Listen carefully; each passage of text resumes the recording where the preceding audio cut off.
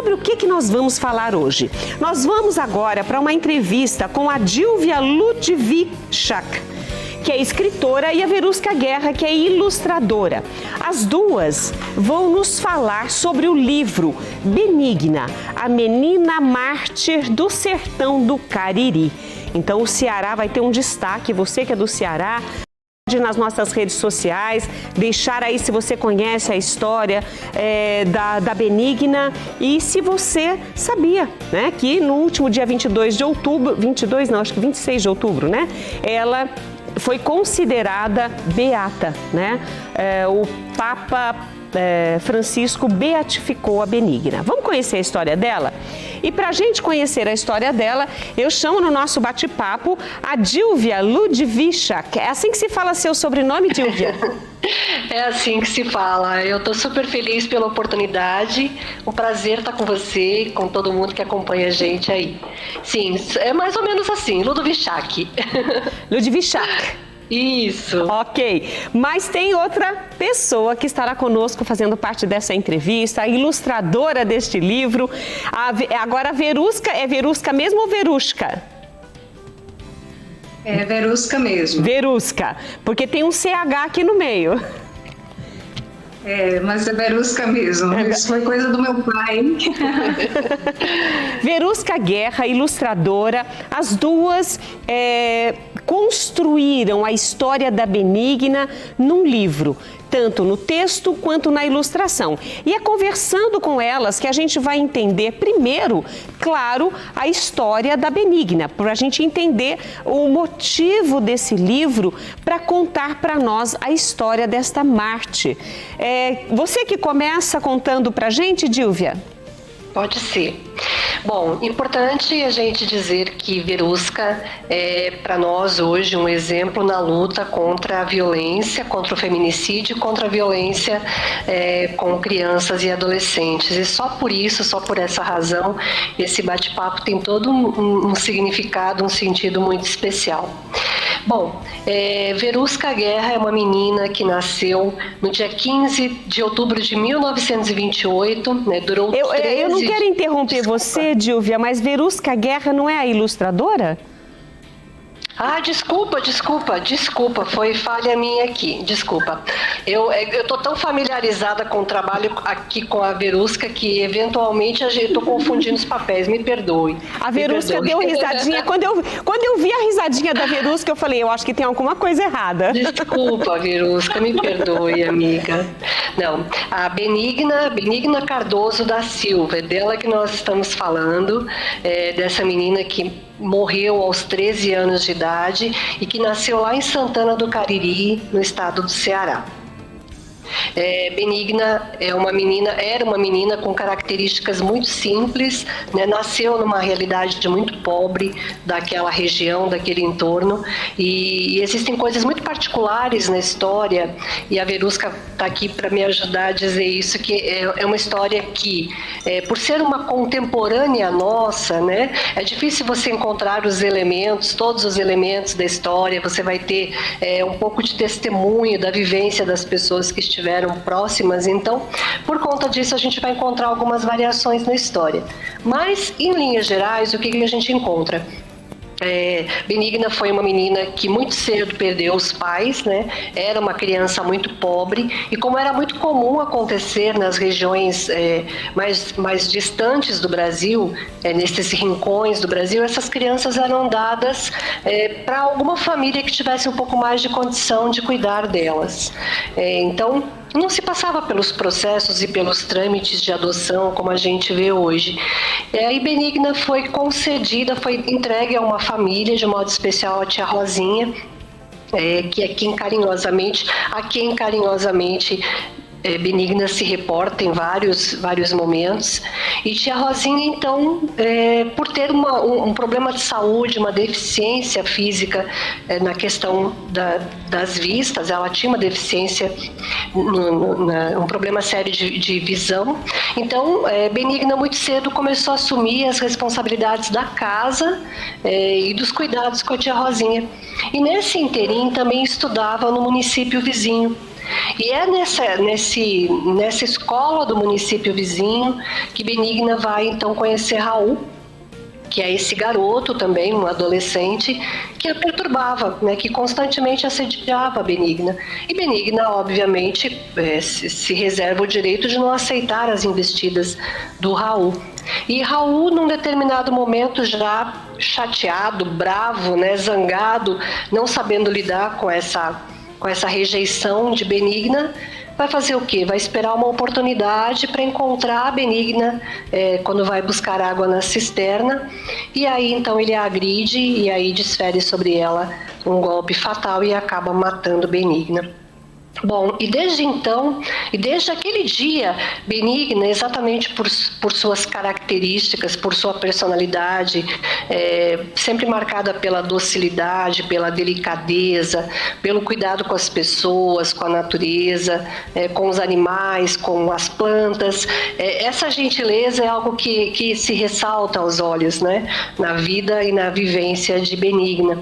Então, por conta disso, as pessoas imediatamente começam a entender que ela era diferente, né, que ela era uma pessoa diferente.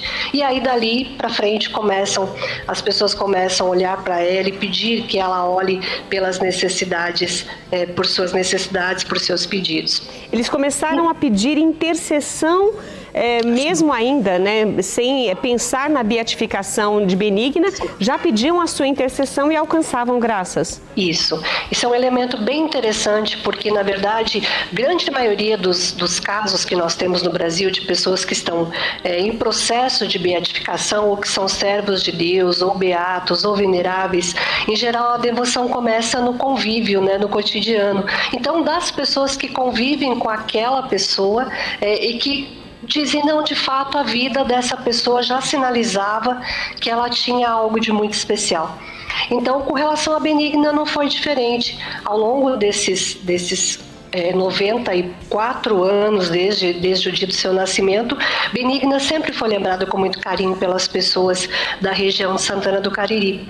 Então, embora agora, no dia 24, tenha acontecido oficialmente a beatificação dela, Benigna já vive no coração das pessoas, né? Já está no imaginário popular das pessoas, na fé das pessoas, e as procissões acontecem anualmente. Então, é claro que é super importante o processo de beatificação, porque ele é a confirmação de que a Igreja Católica está dizendo que essa pessoa oficialmente é um beato.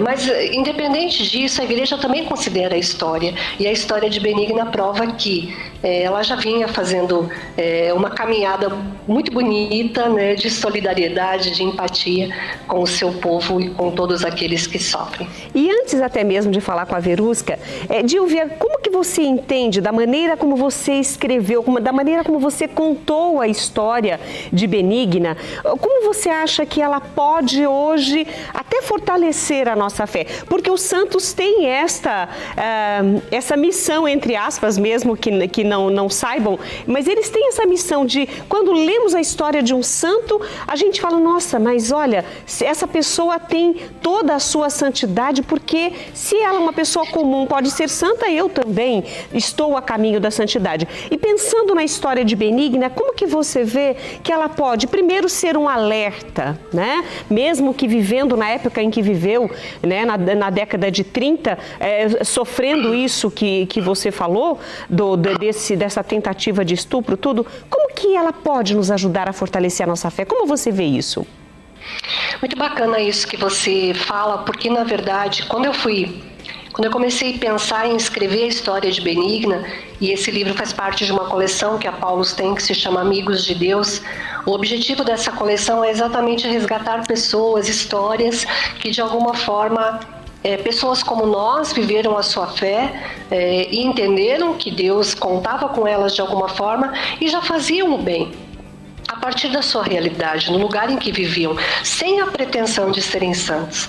Eu acho que a coisa mais bonita da história, não só de Benigna, como de qualquer pessoa, é que existe uma devoção, um amor, principalmente a Deus, e que faz com que essas pessoas conduzam, né, façam a conversão de toda a sua vida por conta desse amor. Então, os atos, eles são muito fortes, né? Marcam a vida dessas pessoas, mas elas não têm a pretensão de se tornarem santas, né? Benigna não tinha pretensão de se tornar mártir. Não. E uma coisa interessante, escrever essa história foi algo bem difícil. Para mim, e eu tenho certeza que para Verusca também, né? Nós estávamos falando de uma criança, né, de uma adolescente que foi vítima, que para evitar o estupro acabou sendo assassinada, portanto é vítima de feminicídio. E falar disso para crianças era algo que a mim preocupou e com certeza a Verusca também. Então quando você dizia como é que essas pessoas podem já nos dizer que é possível o caminho de santidade aqui onde nós estamos hoje, né, vivendo nesse contexto onde nós estamos, eu penso que essa era a nossa preocupação, de fazer com que as crianças entendessem que, claro, Deus não quer o martírio, né? O martírio não é algo que Deus escolhe para os seus, né, para aqueles a quem Ele ama, mas o martírio às vezes é a consequência dessa vida entregue, dessa resposta que as pessoas dão. Então, eu tenho certeza absoluta que não é sem propósito que o processo de beatificação de Benigna tenha acontecido hoje, né? Neste momento da história. Nós temos hoje um histórico que nos diz que a cada 7 horas uma mulher é vítima de feminicídio no Brasil. Então nós temos aí uma média de 3 assassinatos por dia de meninas e de mulheres que estão simplesmente reivindicando o seu direito de viver e de escolherem o que querem para si. Então, Benigna hoje tem muito para nos dizer. Com certeza. Ela é a prova viva de que a gente precisa rever as políticas públicas, a gente precisa rever os direitos dessas meninas e dessas mulheres espalhadas por todo o Brasil e pelo mundo. E Dilva, eu vou passar a palavra para Verusca, porque eu quero saber, dentro desse contexto de escrever numa linguagem mais palatável para a criança, para o adolescente, e uma história triste, né? Mas que, como é esse martírio? Agora eu quero saber de você, Verusca, se foi difícil escrever mudando a linguagem e a ilustração, e falar de coisas que estão no seu cotidiano de luta também. Então, como ilustrar um livro como esse? Foi algo muito delicado, né? Eu tive várias conversas com a Dilvia sobre isso, porque é uma história difícil, é uma história sofrida, né? Mas ao mesmo tempo, para chegar às crianças, precisava ser algo colorido, feliz, alegre, né? E muito colorido como é o Nordeste também. A gente tem uma cultura aqui, porque eu sou daqui do Nordeste, eu sou paraibana, e aqui as casas, os detalhes das casinhas do interior são coloridos, né? O vestuário, a chita, né? Isso tudo eu acabei tentando trazer para poder tornar mais suave, mais leve, uma história que é tão difícil, né? E toda a linguagem, até o cacto que foi encontrado, uma dacaru que tem um tipo de flor, um tipo de semente dele, o fruto que tem uma tonalidade avermelhada com as bolinhas brancas, né, para se assemelhar também à roupinha dela, né? Então, tudo isso foi pensado, os pássaros daqui, a alimentação da gente, né, nossos frutos, né, a nossa comida local. E essa festa, essa vilazinha do interior, com essa noite estrelada que aqui se conhece tão bem no interior. E olha, o que a gente percebe a cada página que a gente vira, assim, a sua delicadeza em contar as realidades do que Benigna vivia também, e que muitas pessoas que são do Nordeste também vivem e conhecem. Então foi muito delicado você pensar nas cores, pensar aqui, até vou colocar nessa primeira imagem aqui que eu achei muito linda, né? Bem colorida, bem viva, né?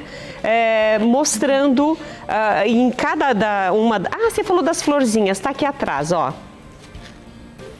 Ó o mandacaru aqui, com as florzinhas, né? É esse que você estava falando, que você ilustrou, Verusca? Eu coloquei o mandacaru em vários trechos do livro, porque ele tem o fruto dele, se assemelha muito com a tonalidade vermelha com as bolinhas brancas, porque ela tem pequenos espinhozinhos que ficam esbranquiçados, então ficou muito similar a roupinha dela, né? Eu fiquei assim, foi um desafio encontrar algo que fizesse essa junção, porque a figura dela em si, por ser uma menina do Cariri, brasileira, né? Então, a gente sempre tem um visual do santo muito europeu, muito italiano. É verdade. Então, esse visual, né, até pela maior parte dos santos também serem de lá, então ficou um visual muito marcante. Então, trazer esse visual do nosso Nordeste para uma beata, né, foi bem desafiador. Olha, tá aqui, olha, os detalhes, né, das pintinhas, igual o vestidinho dela, olha, vermelho com as pintinhas brancas, que são os espinhinhos, né, como você colocou, que está nessa primeira imagem, que foi uma que eu me apaixonei, e fala muito dela também.